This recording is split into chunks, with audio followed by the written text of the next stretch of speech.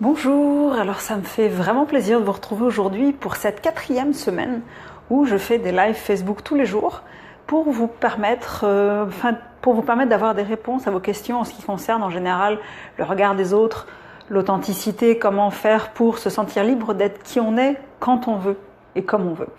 Et c'est vrai qu'aujourd'hui je vais parler d'un petit quelque chose qu'on m'a posé en fait comme question parce qu'une fois quand j'étais en covoiturage avec quelqu'un, qui était de comment est-ce qu'on fait pour ne pas avoir peur du regard des autres dans un petit village.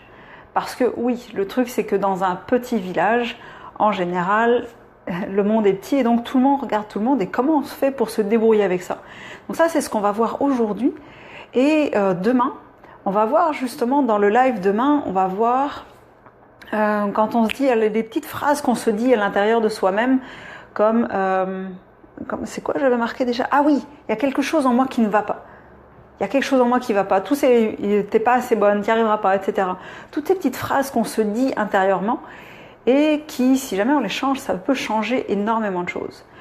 Donc aujourd'hui, pour le fait de savoir comment est-ce qu'on peut se débarrasser ou en tout cas moins accorder d'importance au regard des autres quand on est dans un petit village, parce que moi-même j'ai vécu dans un petit village, on va prendre, bien sûr, comme d'habitude, le schéma d'habitude. Donc, on va parler de savoir. Donc, comment ça se passe là-haut, pourquoi ça fonctionne comme ça. Le savoir-être, c'est quoi l'attitude à avoir vis-à-vis de ça. Et le savoir-faire, qui est, ok, mais maintenant, une fois qu'on sait tout ça, comment est-ce qu'on se débrouille avec ça? Alors, je ne sais pas si vous avez déjà vécu dans un petit village. D'ailleurs, ça pourrait être intéressant de le marquer dans les commentaires parce que moi, j'ai vécu dans un petit village. Je ne sais pas si ça vous est arrivé. Hello, je vois qu'il y a quelqu'un qui est arrivé. Bonjour, ça fait plaisir de t'accueillir sur ce live. Est-ce que tu peux faire un petit coucou dans les commentaires? Et surtout, est-ce que tu peux nous dire si tu as vécu... Est-ce que tu peux me dire, hey, je suis plusieurs, là où il y a plusieurs personnes. Si tu peux me dire si tu as vécu déjà dans un petit village ou pas. Parce que moi, j'ai vécu dans un petit village qui faisait à peu près 60 habitants. À l'époque, donc j'étais mariée, il y avait mes beaux enfants, rien qu'à nous 4, on a dû rajouter 5% à la population, quelque chose comme ça. Et dans ce cas-là, le regard des autres est vraiment important. Et surtout, par exemple, si c'est un petit village où il y a un bar, où il y a un petit commerce comme une supérette en France ou un dépanneur ici au Québec, dans ce cas-là, c'est des points de rencontre. Et bien sûr, ce qui se passe en général est commenté ensuite par tout le village. Je ne sais pas si ça vous est arrivé, mais toi là qui viens d'arriver, est-ce que tu peux m'écrire si tu as déjà vécu dans un petit village, puis peut-être le nombre d'habitants du petit village en question, parce que le nombre d'habitants c'est important. Salut Mickaël, hey, ça fait plaisir de te voir. Est-ce que toi tu as vécu, Mickaël, dans un petit village? Et puis il y avait combien d'habitants? Donc là, voilà, ça peut être intéressant parce que je vois un petit peu les expériences de chacun et être capable d'adapter ce que je dis dans mon live en fonction de ça. Mais quand on vit dans un petit village, et puis surtout par exemple quand il y a une petite supérette, si on arrive à la supérette en pyjama, il y a du monde que ça peut faire un petit peu tiquer, il y a du monde qui risque de parler. Alors que quand on est dans une grande ville, quand on arrive en pyjama dans la supérette ou le dépanneur du coin, globalement tout le monde s'en fout à quelque chose près. Et par exemple aussi quand il y a un bar dans le petit village en question, puis qu'on laisse la voiture à côté du bar parce qu'on a trop bu et on rentre à pied, ou on se fait raccompagner par quelqu'un d'autre, il y en a qui peuvent commencer à médire en disant « Ouais, voilà, il y a Roger qui s'est encore pris une cuite hier soir, etc. etc. » Au lieu, j'allais dire peut-être de essayer de dire « Hey, il a été responsable, il a laissé sa voiture parce qu'il a beaucoup, beaucoup bu. » Donc je vois qu'il y a d'autres personnes qui arrivent. Si vous pouviez me faire un petit coucou en me disant si vous avez déjà vécu dans un petit village. Donc si vous avez déjà vécu dans un petit village, faites-moi un petit coucou comme ça et puis dites-moi combien de personnes dans le village. Alors je vois Mickaël qui me dit 200 ou 600, ça dépend. Ok. Bon, c'est sûr que c'est quand même pas mal plus que mon 60. Mon 60, ça faisait vraiment petit. Puis il n'y avait pas de commerce dans le village dans lequel j'étais. Là, c'était en Haute-Marne, dans l'est de la France. Il y avait Bonjour le Chai. Si jamais il y en a qui se rappellent de m'avoir vu par là-bas, on ne sait jamais. Il y a Sylvie qui me dit je vis dans un village de 400 habitants. Ok Sylvie, donc je suppose que l'histoire du regard des autres et des critiques qu'on peut recevoir à droite et à gauche, ça doit te préoccuper sans doute Sylvie, ou pas spécialement. Ça m'intéresse de savoir, est-ce que ça te préoccupe Sylvie? Puis Mickaël aussi, est-ce que tu vis actuellement dans un petit village? Est-ce que ça te préoccupe ce qu'on va dire de toi? si tu fais quoi que ce soit qui a l'air de sortir des normes. Parce que ce qu'il faut savoir, c'est que déjà, en fait, notre propre cerveau a tendance à cartographier la réalité. C'est-à-dire que notre propre cerveau, pour qu'on se sente bien, va avoir tendance à mettre des cases et des étiquettes partout. Parce que ça permet de dessiner une sorte de carte du monde qui est la carte de notre manière de percevoir la réalité. Et cette manière de percevoir la réalité, c'est mis dans une carte. Et le truc, c'est que dans ce cas-là, ça permet à notre cerveau de consacrer beaucoup moins de temps et d'attention à essayer de scanner ce qui se passe dans notre réalité. Parce que une fois qu'il a mis ça dans une case, ça veut dire que c'est connu, donc ça risque plus d'être une menace potentielle. Donc, on est tranquille, on peut consacrer l'attention à autre chose. Donc c'est une sorte d'archivage qui fait qu'on a tendance à mettre les gens, les choses, les événements dans des cases. Alors Mickaël qui fait oui, je vis dans un petit village et non plus de problème. Haha, intéressant. Donc on va voir si tu te retrouves Mickaël dans ce que je dis justement ou dans les techniques que je propose à la fin. Et pour ceux qui viennent d'arriver, si vous pouviez marquer dans les commentaires si vous vivez dans un petit village et si oui, combien d'habitants, ça me permettrait de vous faire un petit coucou personnalisé et de vous embarquer dans la discussion. Donc chacun a sa carte du monde et donc chacun, quand les gens que l'on croise dans ce village-là nous voient, ils nous mettent dans une case. Ah ben oui, par exemple Blandine, elle est comme ça. Blandine, elle aime bien jardiner.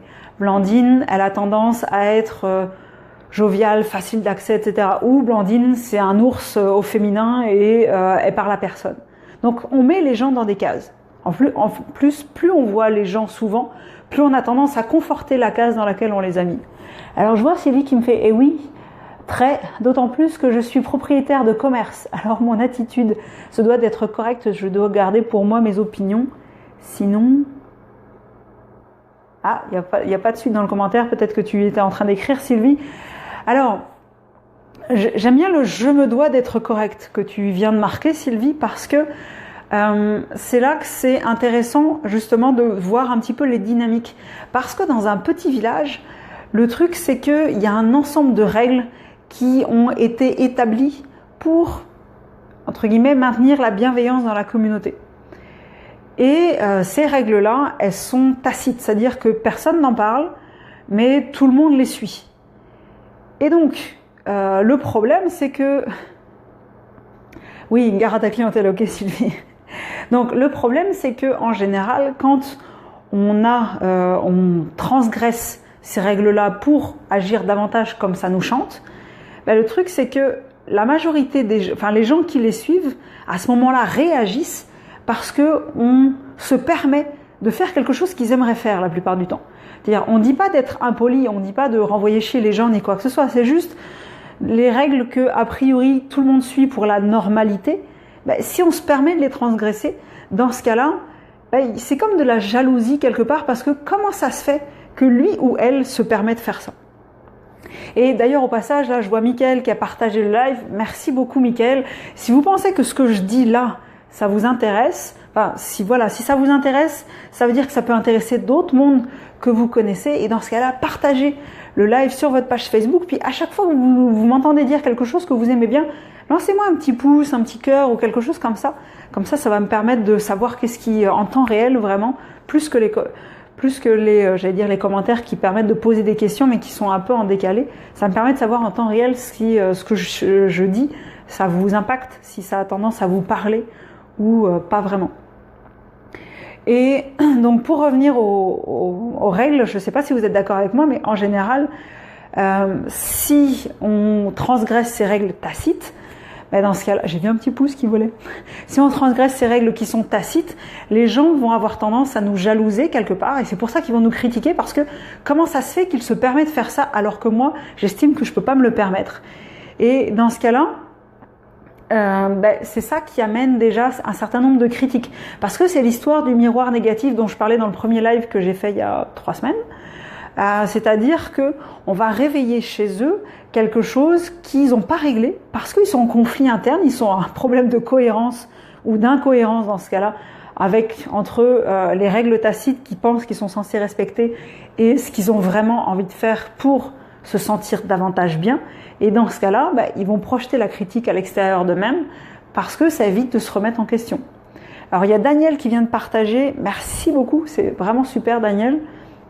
Donc si vous pensez que ce que je dis, ça peut servir à pas mal de vos amis ou de vos contacts, ou peut-être éventuellement pour faire passer un message, l'air de rien comme ça là, on fait passer un message. J'ai vu un petit pouce, l'air de rien, on fait passer un message. Ouais, parce que ça peut servir à ça aussi éventuellement les lives. Et puis comme ça, la personne ne peut pas savoir si on lui a passé ça parce qu'on se dit qu'on a mis ça sur son mur parce qu'on se dit que ça va aider nos amis, ou si c'est un message personnel qui lui est adressé. C'est toujours ça, il faut toujours faire dans la subtilité. C'est vraiment ça qui est important. Je mets pas mal d'ironie là-dessus, je ne sais pas si vous avez bien compris, mais c'est l'idée. Salut Daniel, donc ça fait plaisir de te voir aussi. J'espère que ce que je dis là, ça t'intéresse. Toi Daniel, est-ce que tu vis dans un petit village? Je me rappelle plus de notre dernière conversation, je sais plus si c'est dans un petit village que tu vis, et si c'est dans un petit village, il a combien d'habitants ton petit village? Comme ça me permet d'avoir une petite idée. Et oui, alors il y a un truc aussi, c'est que quand on est dans un petit village aussi, en général, le jugement, c'est bizarre, mais on a tendance à pencher plus du côté négatif. C'est-à-dire, on n'est pas en train de laisser la chance à la personne de se dire « Ok, si jamais elle a… » Tu me dis quoi, Daniel? 14 000 habitants. Bon, ça va, c'est pas un si petit village que ça. Le truc, c'est quand une personne fait quelque chose, au lieu d'être en bienveillance et de dire « Ok, peut-être qu'elle est de mauvaise humeur aujourd'hui, il a peut-être eu quelque chose de pas terrible dans sa journée, etc. etc. » On a tendance directement à juger la personne et à dire « Ouais, mais de toute façon, lui, il est toujours mal poli, oui, mais elle a pas de manière, etc. etc. » Donc, si jamais on pouvait simplement déjà de base être un peu plus dans la bienveillance, dans ce qu'on pense vis-à-vis des autres qui nous croisent dans le petit village dans lequel on est, ça pourrait être déjà pas mal. Parce que si on est dans la bienveillance, on va moins être dans le jugement, etc., etc. Une autre chose importante aussi, c'est que moi, en discutant avec la covoitureuse là, qui a amené cette conversation-là, c'est qu'elle disait, c'est en fait, maintenant je m'en fiche de plus en plus parce que j'ai l'impression que j'ai moins de choses à prouver. Et ça, c'est intéressant parce que, comment ça, on a des choses à prouver? Moi, c'est pour ça que j'adore les petits vieux. Sérieusement, les petits vieux, je les kiffe. Parce que j'adore discuter avec eux, parce qu'ils sont beaucoup moins dans la démonstration. Ils sont beaucoup moins dans le fait d'essayer de paraître. Ils sont plus dans l'être, justement, parce que leur vie est faite et ils estiment qu'ils ont beaucoup moins de choses à prouver. Mais si nous, de base, on estimait qu'on n'avait rien à prouver, mais juste à être, ça changerait pas mal de choses. Je ne sais pas ce que vous en pensez. Je ne sais pas ce que ça vous déclenche comme pensée, comme image, comme réaction, ce que je suis en train de dire. Mais voilà, si on n'avait plus rien à prouver et juste à être. Alors là, je voyais un petit cœur, donc a priori, ça a plu à quelqu'un ce que je viens de dire. Ben oui, on n'a rien à prouver en fait finalement. À prouver, ça veut dire comme si on n'avait pas de valeur et comme si on devait démontrer notre valeur. Mais non, notre valeur, on a juste à l'incarner. Quand on l'incarne, les autres le voient. C'est juste simple. C'est un exemple que j'ai utilisé. L'exemple que je vais utiliser, c'est un exemple que j'ai utilisé en coaching ce matin, enfin en mentorat ce matin. C'est je disais, ouais, mais en fait, si tu crois pas en ta propre valeur, c'est comme si tu étais un caméléon mais qui était gris. Comment est-ce que tu veux qu'on te trouve beau? Un caméléon gris, ça n'a pas vraiment d'intérêt. Alors que si tu crois en ta propre valeur et que donc tu l'habites et que tu affiches tes couleurs, comme disent certains, dans ce cas-là, ça va faire comme le caméléon. Un caméléon qui est avec plein de couleurs différentes, ça se remarque, ça se distingue. Et dans ce cas-là, on a envie de l'apprécier ou pas. Mais ça veut dire qu'il faut aussi accepter de déplaire. Il faut accepter qu'il y a des gens à qui notre attitude, dans tous les cas, ne va pas plaire. C'est-à-dire qu'on essaye de se conforter à la norme ou pas, de toute façon, on fera toujours quelque chose de travers pour un certain nombre de personnes. Donc, dans ce cas-là, oui, on a cette croyance et cette espèce de truc où on dit « Ah, il faut que je plaise, ouais, mais j'aimerais tellement que tout le monde m'aime. » Non, laisse tomber, ça marche pas. Ça n'existe pas. C'est une espèce de songe, tu sais, c'est même comme Dieu sur les nuages, là, ça n'existe pas. Le fait de vouloir plaire à tout le monde, à réussir à plaire à tout le monde, ça n'existe pas non plus. Parce que tu te confondes avec la tapisserie ou que tu sois en train d'agir en fonction de tes propres désirs intérieurs et besoins sans te conformer au regard des autres, dans ce cas-là, dans tous les cas, je veux dire, il y a des gens à qui ça va pas plaire. Donc laisse tomber, ça marche pas. Et ce qui est vraiment cool aussi, c'est que ça fait de la sélection naturelle. Ça veut dire qu'autour de toi restent les gens qui t'aiment pour ce que t'es. Donc c'est quand même pas mal intéressant parce que les autres, t'en as pas besoin. Et je vois Daniel qui me dit bien d'accord. Yes. Bah oui, ça fait non mais c'est quand même assez fantastique. Si tu démontres à l'extérieur qui tu es à l'intérieur, ça fait de la sélection naturelle bénéfique. Waouh. Je suis sûre que vous n'aviez pas vu la sélection naturelle comme ça jusqu'à présent. Je vois qu'il y a d'autres personnes qui sont arrivées là il y a pas longtemps. Si vous pouviez faire un petit coucou en marquant si vous venez d'un petit village et combien d'habitants dans le village, ça me donnerait une petite idée de qui est-ce que j'ai en face de moi parce que là j'ai déjà Michael, j'ai Daniel, j'ai Sylvie. Je crois que c'est tout pour l'instant des noms que j'ai. En tout cas les gens qui se sont manifestés. Donc marquez-moi si vous venez d'un petit village et combien de personnes. Ce serait vraiment cool. Hey, salut Mélanie. Sylvie qui dit j'ai commencé ce processus et ça marche. Yes. C'est un processus à habiter parce que on peut pas le faire à moitié.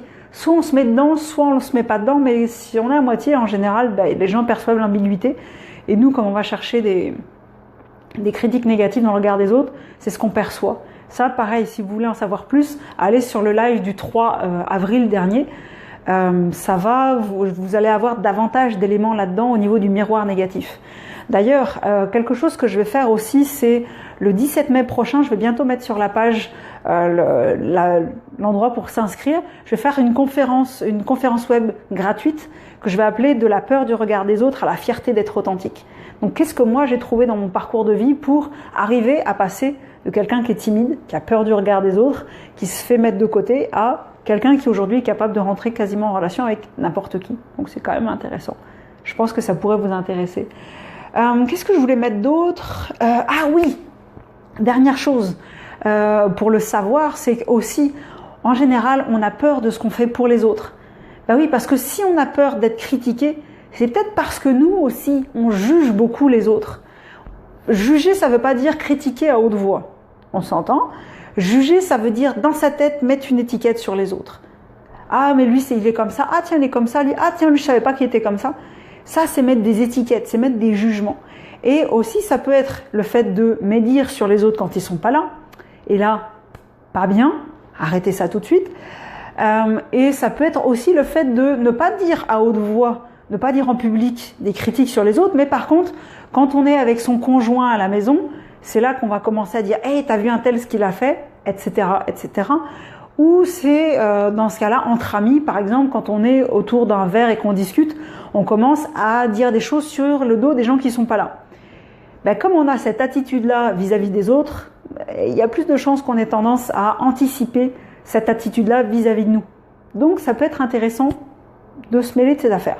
Parce qu'en général, quand on se mêle des affaires des autres, c'est qu'on se fait vraiment chier avec ses propres affaires. Donc on préfère se concentrer sur les affaires des autres.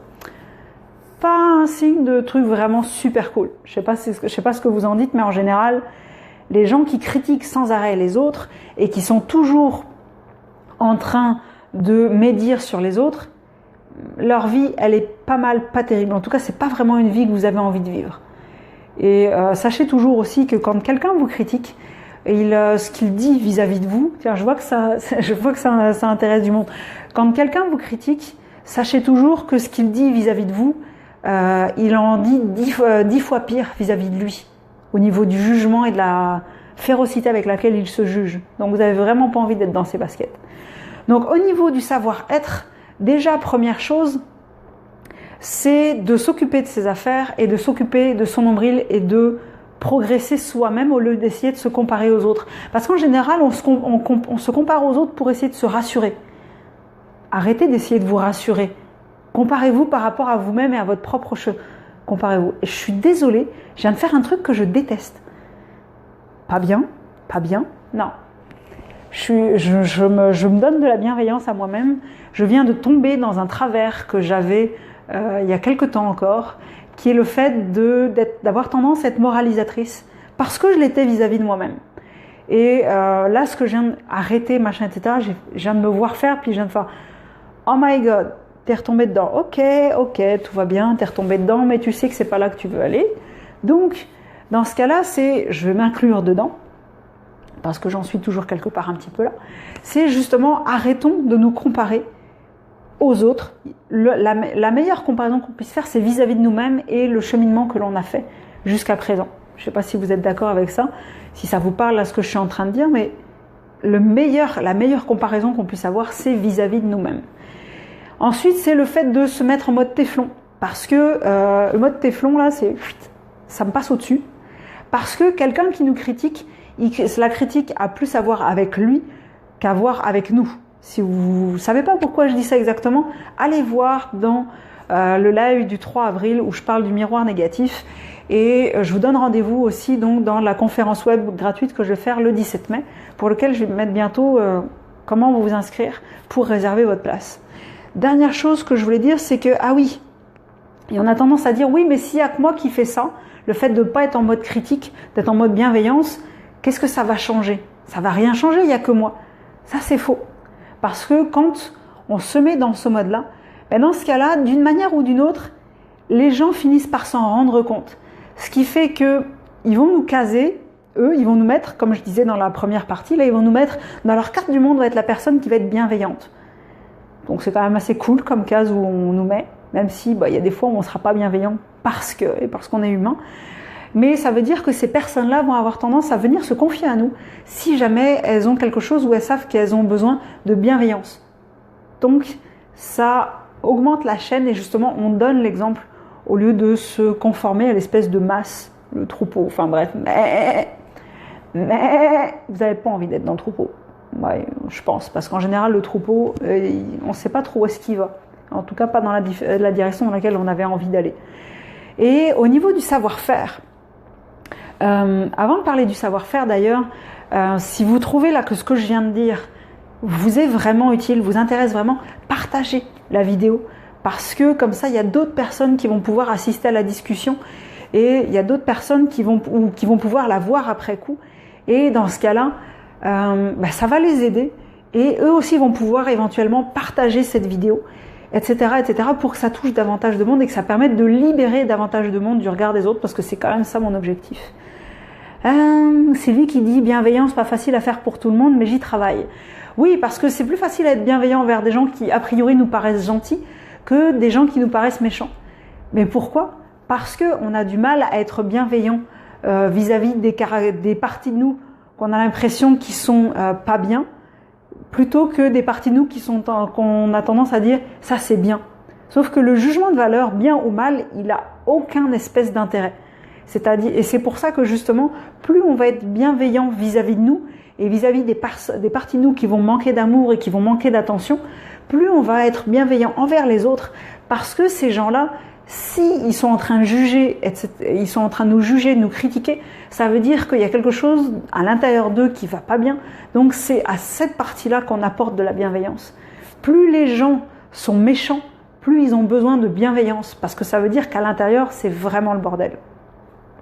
Ça, c'est ce que j'ai appris, moi, en me donnant de la bienveillance à moi-même. J'ai vu que finalement, j'étais beaucoup plus bienveillante envers les autres, parce que je finissais par comprendre pourquoi ils étaient comme ça. Ça ne veut pas dire que je cautionne, hein.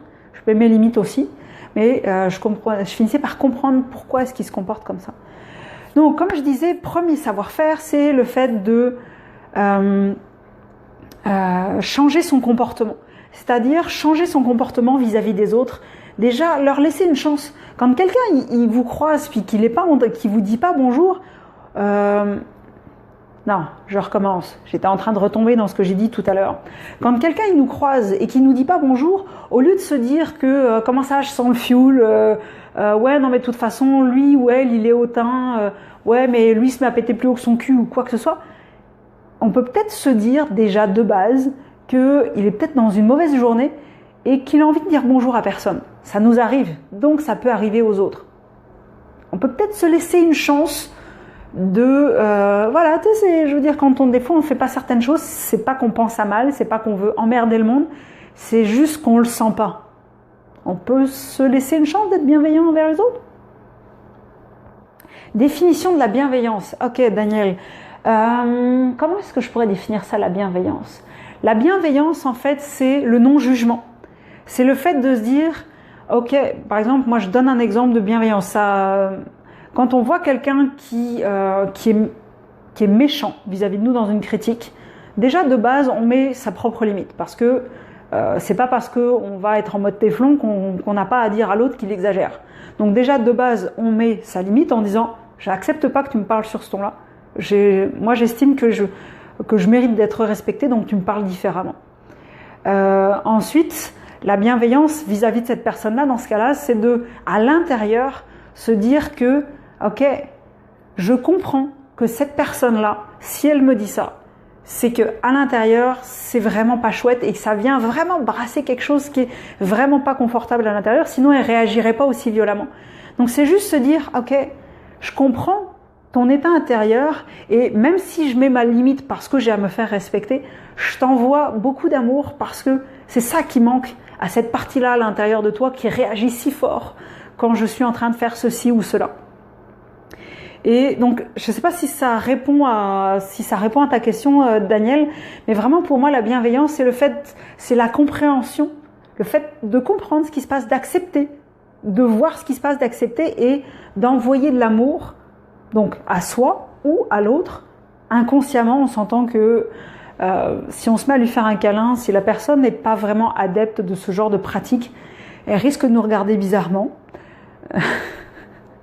Imaginez, il y a quelqu'un qui vous engueule puis tu fais « Oh mais oui, je comprends, je t'aime, enfin je t'aime ». Il y a du monde qui aurait du mal avec ce langage-là. « Oh mais oui, je comprends, viens là, je te fais un câlin, t'as besoin d'être aimé, il y a certaines parties de toi qui ont besoin d'être aimées. » Ouais, je crois que ça risque de pas vraiment passer. On risque de se faire pourrir la tronche encore plus. Mais bon, c'est lui envoyer beaucoup d'amour en pensée, en fait, puisque ça va être une vibration, ça va être un état d'esprit. Et même si l'autre ne le ressent pas consciemment, il va le ressentir inconsciemment. Donc, se changer nos propres comportements vis-à-vis des autres, nos propres jugements vis-à-vis des autres, arrêter de juger les autres justement, se dire simplement ok c'est comme ça, point, et pas essayer de dire ok il est comme ça, ah ben oui je savais pas qu'il était comme ça, oui mais ça c'est bien, c'est pas bien, non, on arrête les jugements, ça évitera de se juger soi-même. Troisième chose, deuxième chose que je voulais dire aussi, c'est augmenter son estime de nous-mêmes, notre amour de nous-mêmes, et poser une intention avant de faire quelque chose. C'est-à-dire que si on a décidé d'aller à la supérette du coin en pyjama, parce qu'on n'a pas envie de s'habiller, et parce qu'on a décidé de se respecter là-dedans et de se moquer du regard des autres, comme on a mis l'intention de base avant, on va se laisser beaucoup moins atteindre par le regard des autres et on va beaucoup moins chercher l'approbation ou la désapprobation dans le regard des autres. Je vois il y a du monde qui vient d'arriver encore, donc bonjour à vous. Je suis en train de faire la dernière partie du live où je parle du savoir-faire, de comment se débrouiller pour dépasser le regard des autres. Rassurez-vous, je vais faire un petit récapitulatif de tout ce que je vais avoir abordé dans le live.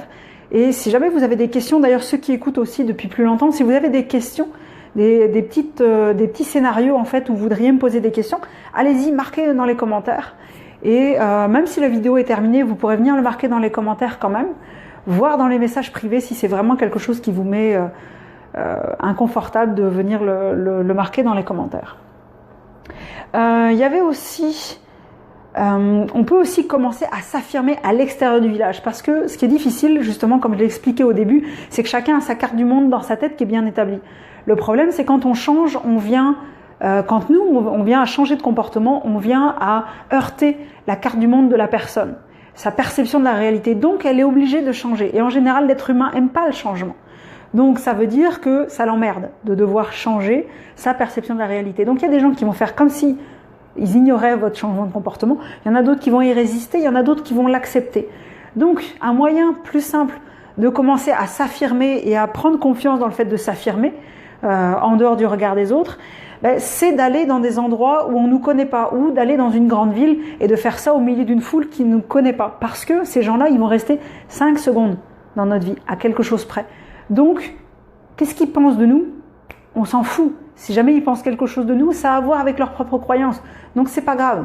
Et dans ce cas-là, on va prendre une habitude de se moquer du regard des autres et prendre davantage confiance en nous, dans notre capacité à nous moquer du regard des autres, ce qui fait que quand on va revenir dans notre petit village, ça sera plus facile d'oser s'affirmer, d'oser faire des choses différentes de d'habitude parce que on aura pris confiance en nous à l'extérieur. Parce que les gens qui nous connaissent pas, ils nous prennent juste pour ce qu'ils voient à l'instant T. ils essayent pas d'imaginer comment on était il y a une semaine, comment on était il y a 5 ans ou comment on sera dans 5 ans. Ils nous prennent à l'instant T. Donc en fait, si on veut, on peut jouer le rôle qu'on veut. C'est ça qui est cool. J'ai déjà essayé ça en voyage. C'est génial. C'est absolument top. Je parlais aussi d'accepter de déplaire parce que oui, c'est comme je l'évoquais tout à l'heure. Oui, on va pas plaire à tout le monde. Et alors, de toute façon, qu'on fasse tapisserie ou qu'on s'affiche, il y aura toujours des gens qui seront là pour nous critiquer. Je sais pas si ce que je vous dis là, ça vous intéresse, là, si ça vous parle ce que je suis en train de dire. Mettez-moi des petits cœurs ou des petits pouces là pour que j'ai une petite idée du fait que est-ce que ça vous parle ce que je suis en train de dire. Parce que moi je parle, mais bon, hein. Voilà quoi. Bon, je vois qu'il y a au moins 2 personnes, peut-être 3. Yes, il y a quelqu'un d'autre aussi qui vient de partager la vidéo, donc merci beaucoup parce que comme ça vous allez aider du monde à s'affranchir progressivement de ça. Ah, et puis il y a quelque chose aussi qui est un stratagème. Moi ça j'ai adoré. Personnellement j'ai adoré dans la discussion avec la femme que j'avais eue en covoiturage. C'est qu'elle me disait, moi pour être tranquille dans mon petit village, parce que ces fameuses conventions dont je parlais, conventions sociales tacites qu'on a dans les petits villages et puis qu'on se sent obligé de respecter parce que sinon les gens vont mal nous juger. Elle avait trouvé des trucs, puis moi j'étais morte de rire. Sérieusement dans la voiture, j'étais morte de rire. Puis je trouvais ça tellement bien trouvé. Parce qu'au lieu peut-être des fois de se dire ok je vais froisser les gens etc. On peut, mais des fois si on est moins à l'aise, moins sûr et tout, on peut utiliser des petits stratagèmes. Elle avait des petits stratagèmes absolument géniaux. Le premier étant que quand tu es en train de te balader, tu es en train d'aller marcher dehors et tu es en train de faire une balade dehors, puis tu as plein de monde que tu croises, surtout du monde de ton village, si tu marches sur les sentiers de ton village ou dans les rues de ton village etc. Tu peux faire semblant d'écouter de la musique avec ton baladeur. T'as les oreilles t'as les écouteurs dans tes oreilles et tu te balades et donc les gens ils vont se dire qu'ils vont pas te parler parce que comme t'as les écouteurs ça veut dire qu'a priori tu n'écoutes pas de musique.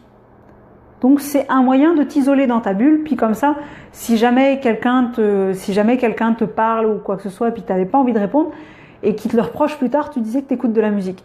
C'est pas super franc comme manière de faire, mais des fois ça évite des confrontations et c'est quand même assez sympa.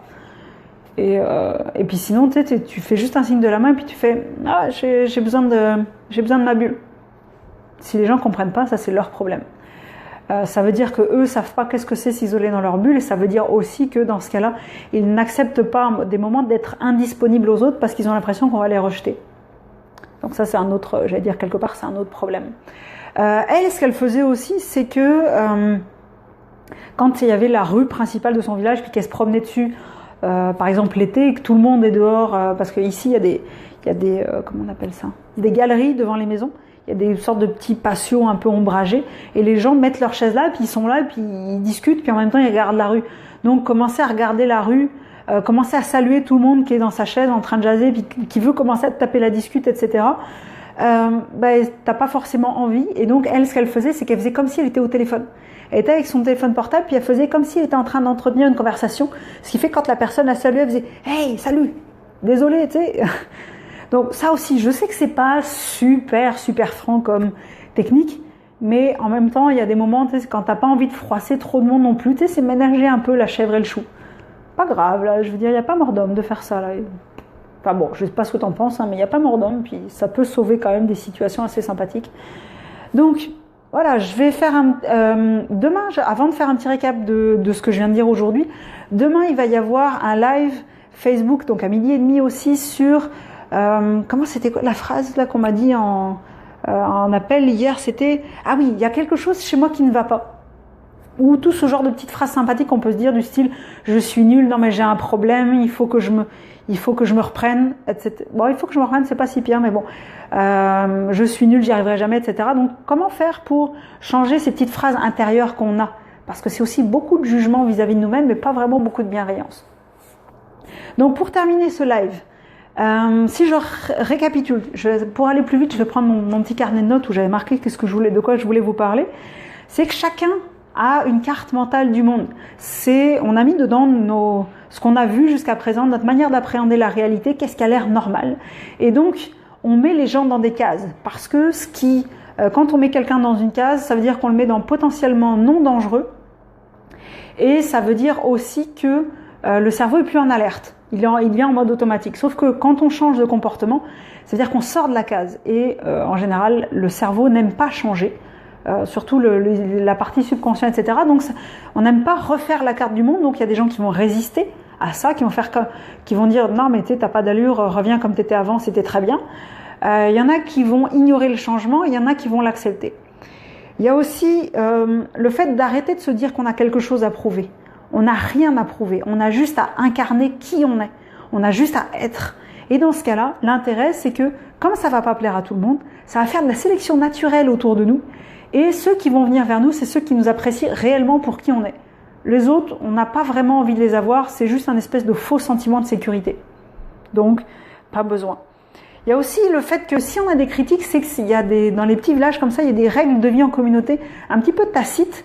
Donc ça veut dire qu'ils sont non dites, qu'ils sont là, et il y en a beaucoup qui n'osent pas les transgresser parce qu'ils se disent qu'ils vont être critiqués par les autres. Et donc si nous, on se met à les transgresser pour répondre davantage à notre besoin personnel et comment on voit la vie, ben dans ce cas-là, ceux qui vont nous critiquer, c'est parce qu'ils vont se dire comment cette personne-là se permet de ne pas respecter cette règle qui a priori est respectée par tout le monde. Sauf que cette règle a priori est respectée par tout le monde, mais en général, au moins à un moment, ça emmerde tout le monde.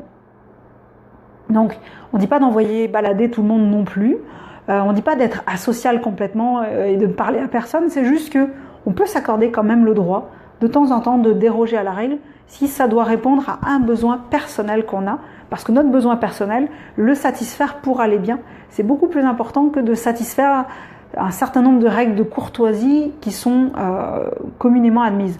On peut essayer d'amortir le truc en essayant d'être un peu poli, quand même courtois dans ce qu'on fait, mais on n'a pas juste à se plier tout le temps à ces règles-là. Et ah oui, il y a un truc aussi dans le savoir, c'est qu'en général, si on a très peur de la critique, c'est qu'on a tendance à le faire pour les autres. Donc dans ce cas-là, autant arrêter de critiquer les autres, comme ça on aura moins peur que les autres nous critiquent. Le savoir-être, donc c'est s'occuper de soi, donc arrêter de regarder les autres, s'occuper de soi et de sa propre progression, donc éviter de se comparer aussi aux autres, et se mettre en mode téflon, parce que la critique ne nous concerne pas, elle concerne juste la personne qui la promeut. Comme je disais, rien à prouver, on a tout à être, à incarner qui on est, et s'il n'y a que nous qui faisons ça, il n'y a pas rien qui va changer. Parce que les autres vont le remarquer, qu'on n'est pas la personne qui a tendance à médire, etc. Puis que finalement, quand on vient nous parler, on a tendance à ne pas juger, être bienveillant. Et dans ce cas-là, les gens vont nous reconnaître pour cette qualité-là. Et ça va finir par primer sur le reste. Sachant que moi, aujourd'hui, il y a un certain nombre de personnes qui viennent me voir parce qu'elles savent que je suis authentiquement bienveillante. Même quand je mets des petits coups de pied aux fesses pour dire « Hey, tu vaux mieux que ça la grande » ou « Tu vaux mieux que ça le grand ». Mais les gens savent que je suis authentiquement bienveillante et c'est pour ça qu'ils viennent me voir. Donc, ça finit par être reconnu. Le savoir-faire, donc, changer son comportement, donc arrêter de critiquer les autres, arrêter de se critiquer soi-même, mettre davantage de bienveillance, augmenter son estime de soi, poser son intention en premier pour être davantage imperméable à la critique et passer en mode super téflon. Commencer à s'affirmer à l'extérieur du village dans lequel on le vit, comme ça, petit à petit, on va prendre de la confiance et on aura plus de facilité à le faire vis-à-vis de personnes qu'on voit tous les jours. Accepter de déplaire, parce que de toute façon, on ne plaira jamais à tout le monde, même si on aimerait dans l'absolu, etc., etc. Et on peut utiliser des petits stratagèmes pour dire ok, je dis pas bonjour à tout le monde aujourd'hui, je fais comme si j'étais dans ma bulle avec mes écouteurs, ou je fais comme si j'étais au téléphone parce que ça me tente pas de commencer à parler avec tout le monde que je vais croiser aujourd'hui. Ok, right, on a le droit de s'accorder des petites pauses et de s'accorder des petits stratagèmes. Donc, voilà, c'était ce que j'avais à vous donner pour aujourd'hui. C'est encore un live qui fait 40 minutes alors qu'à la base je suis censée mettre 30 minutes. Peut-être falloir que j'en mette moins dans les lives. Bon, c'est juste que j'ai pas mal de choses à vous dire. En fait, j'ai vraiment beaucoup de choses sur lesquelles j'ai travaillé, sur lesquelles j'ai cheminé. C'est d'ailleurs quelque chose qui va se retrouver dans la conférence web gratuite là, que je vais mettre en place le 17 mai. Je vais bientôt mettre dans la catégorie événements là, de la page un moyen de s'inscrire à cette conférence-là. Et donc voilà, donc ouais, je sais pas, c'est vrai que j'aimerais bien faire des lives juste 30 minutes, mais en même temps, voilà, la discussion est intéressante. Puis en plus, quand vous marquez des commentaires, c'est encore plus intéressant, donc ça a tendance à me faire rester plus longtemps. J'espère que ça vous a plu, ce que j'ai dit, que je vous ai apporté des conseils qui vous ont servi. C'était vraiment le but. Je vous dis à demain. Si vous voulez encore marquer des questions dans les commentaires, allez-y. Et bien sûr, partagez cette vidéo, invitez du monde à venir la voir, partagez-la en message privé si vous voulez. Bref, à demain. Et je vous souhaite une belle journée. Bye!